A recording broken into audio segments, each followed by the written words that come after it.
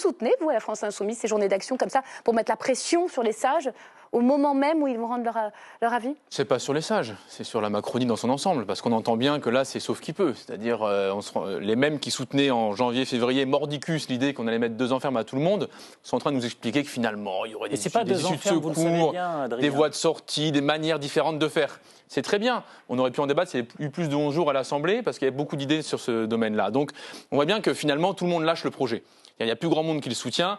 Il reste Mme Borne, en tout cas pour les jours qui lui restent comme Première ministre.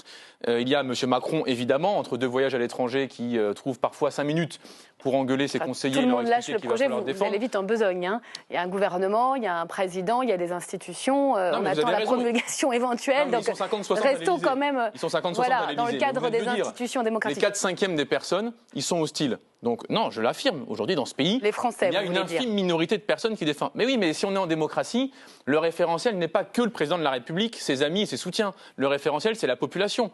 Le principe d'un démocrate, et je pense qu'on est d'accord, le principe d'un démocrate, c'est de représenter les électeurs et électrices.